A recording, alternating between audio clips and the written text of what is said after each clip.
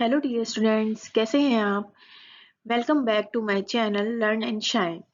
Students, आज मैं लेकर के आई हूँ एक नया topic related to business communication, जो कि है non verbal methods of communication.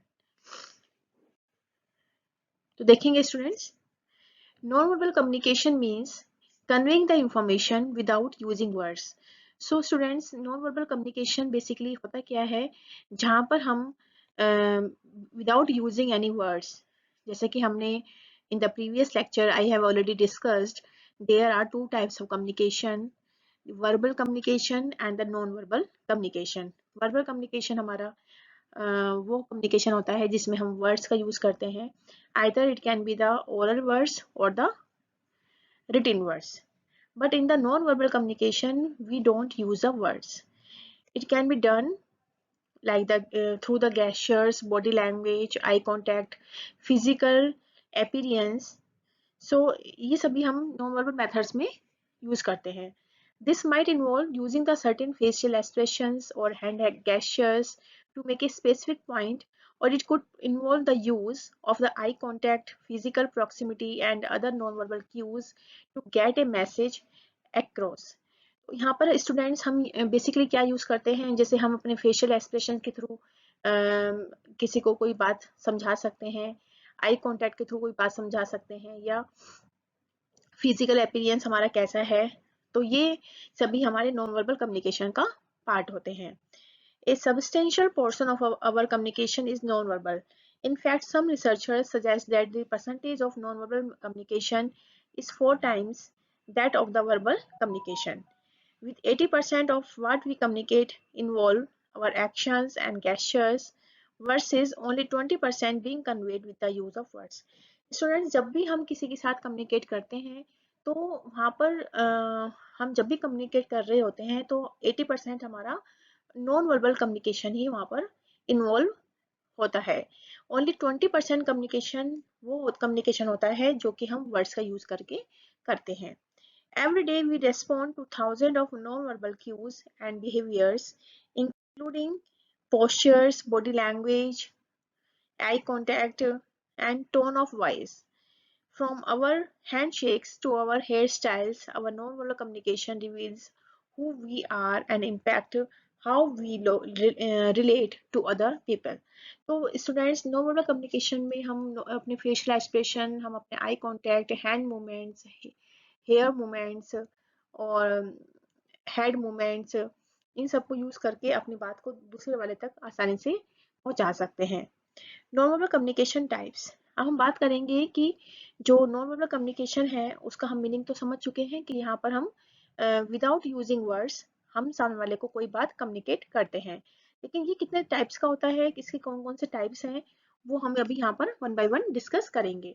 तो पहला है स्टूडेंट्स फेशियल एक्सप्रेशन, सेकेंड है गेस्चर्स, थर्ड है पैरा लैंग्वेज, फोर्थ है बॉडी लैंग्वेज, फिफ्थ है प्रोक्सिमिक्स जिसको कि हम पर्सनल स्पेस भी बोलते हैं, नेक्स्ट है आई कॉन्टेक्ट जिसको हम हैप्टिक्स,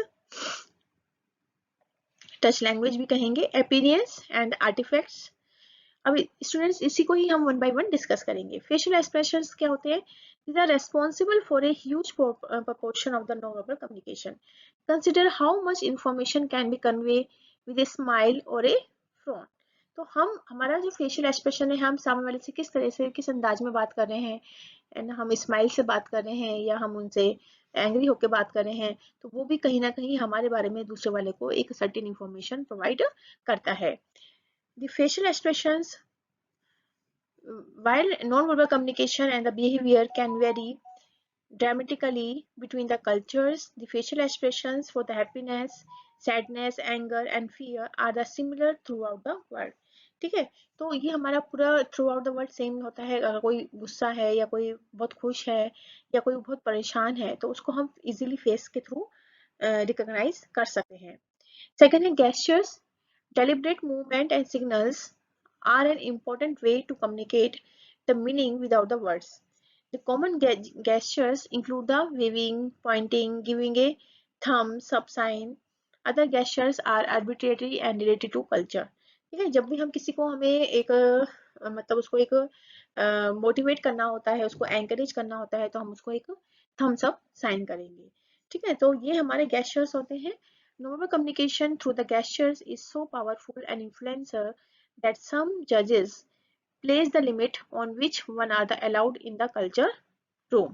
So जो हमारे gestures होते हैं it definitely एक अच्छा impact दूसरे वाले पर डालते हैं और हम इसके थ्रू भी अपनी बात को सामने वाले तक पहुंचा सकते हैं। थर्ड होती है हमारे students para language. Para language it refers the vocal communication that is separate from the actual language. This form of non-verbal communication includes the factors such as the tone of voice, loudness, inflection and pitch. तो हमारा बोलने का अंदाज कैसा है, हमारे बोलने की पिच कितनी है, उसका टोन कैसा है, उसके थ्रू भी हम सामने वाले को अंडरस्टैंड कर सकते हैं। तो जैसे कि स्टूडेंट्स ऐसा होता है ना कि अगर टीचर आपसे बहुत ज़्यादा परेशान होता है क्लास में या वो आपसे बहुत एंग्री होता है, तो वो उसकी जो बोलने की जो टोन होगी या जो पिच होगी ना वो उतनी ही हाई होगी आपके साथ। ठीक है ना, तो हमारे बोलने का एक टोन और हमारे बोलने की जो पिच होती है वो भी एक नॉन वर्बल कम्युनिकेशन का पार्ट है। इसके थ्रू भी हम सामने वाले तक अपनी बात पहुंचा सकते हैं। फोर्थ है स्टूडेंट्स बॉडी लैंग्वेज, यानी कि हमारा बॉडी का posture. The body posture and movement can also provide a great deal of the information. Research on the body language has grown significantly since the 1970s, with popular media focusing on the over interpretation of the defensive postures such as the arm crossing, leg crossing, especially after the publication of the Julius fast book body language. तो हमारा body language जैसे कि कुछ लोग होते हैं ना वो हाथों को क्रॉस करके बैठते हैं या लेग को क्रॉस करके बैठेंगे, है ना, तो वो भी उसकी एक मैसेज को कहीं ना कहीं कम्युनिकेट करता है। ठीक है, वो किस तरीके से बैठा हुआ है, किस तरह से वो खड़ा है, वो भी उसके बारे में एक मैसेज हमें प्रोवाइड करता है। नेक्स्ट है प्रोक्सिमिक्स, यानी कि एक पर्सनल स्पेस। ठीक है, तो हम सभी को क्या करना चाहिए, एक डिस्टेंस मेंटेन करके चलना चाहिए। जैसे कि एक टीचर को अपने स्टूडेंट के साथ में एक डिस्टेंस मेंटेन करना चाहिए, एक बॉस को अपने सबॉर्डिनेट के साथ में डिस्टेंस मेंटेन करना चाहिए। ठीक है, तो अगर हम वो उस स्पेस को खत्म कर देते हैं तो वो हमारे ऑर्डर को इजिली फॉलो नहीं करेंगे। तो एक पर्सनल जो प्रोक्सिमिक्स होता है वो स्पेस होता है। So this is known as a proxemics and it is another important type of non-verbal communication. This amount of distance we need and the amount of space we perceive as belonging to us are influenced by the several factors. ठीक है, तो हम सामने वाले के साथ में कितना डिस्टेंस मेंटेन कर रहे हैं ये भी बहुत ज्यादा जरूरी होता है। ठीक है, और हम उसके थ्रू भी सामने वाले तक अपनी बात इजिली कन्वे कर सकते हैं, उस तक अपनी बात पहुंचा सकते हैं। उसके बाद है eye contact. Definitely, eye contact is also play very important role in the non-verbal methods of communication. So हमारा देखने का अंदाज कैसा है ना, हम सामने वाले को कैसे देख रहे हैं वो भी उसके थ्रू भी हम अपने मैसेज सामने वाले तक पहुंचा सकते हैं। नेक्स्ट है हैप्टिक्स। हैप्टिक्स स्टूडेंट्स ये क्या होता है, हैप्टिक्स होता है कि touch language, you know very well what is the good touch, what is the bad touch. ठीक है, ये भी हमें क्या करता है, सामने वाले तक हम अपनी बात कम्युनिकेट कर सकते हैं, सामने वाले को अपनी बात कन्वे कर सकते हैं। तो स्टूडेंट्स ये हमारा एक तरह का टच लैंग्वेज होती है। उसके बाद है अपीयरेंस, हमारा way of wearing, way of hair style, way of clothing, way of dressing, वो भी कहीं ना कहीं हमारे बारे में सामने वाले को बहुत कुछ बता देता है। तो हमारा अपीयरेंस कैसा होना चाहिए, अच्छा होना चाहिए। यदि हम किसी इंटरव्यू में जा रहे हैं तो हमें उन सब चीज़ों का बड़ा ध्यान रखना चाहिए कि हमारा ड्रेसिंग सेंस कैसा होना चाहिए, हमारे हेयर स्टाइल कैसा होना चाहिए, हमारा अपीयरेंस कैसा होना चाहिए, वो भी बहुत ज़्यादा जरूरी होता है।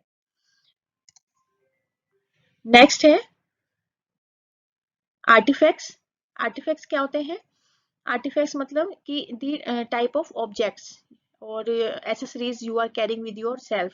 लाइक जैसे होता है ना स्टूडेंट किसी के पास में एक एप्पल का मोबाइल फोन है, तो आपको कहीं ना कहीं एक प्रिडिक्शन कर लेते हैं कि वो एक अच्छी फैमिली से है ना, और कहीं ना कहीं मतलब कि वो बहुत अच्छी फैमिली से है और वो बहुत रिच फैमिली से है ना। तो क्या क्या एसेसरीज कोई पर्सन अपने साथ में कैरी कर रहा है, एक अच्छी गाड़ी, एक अच्छा मोबाइल, है ना, उसका ड्रेसिंग कैसी है, तो वो भी एक सामने वाले को उसके बारे में एक मैसेज प्रोवाइड करता है।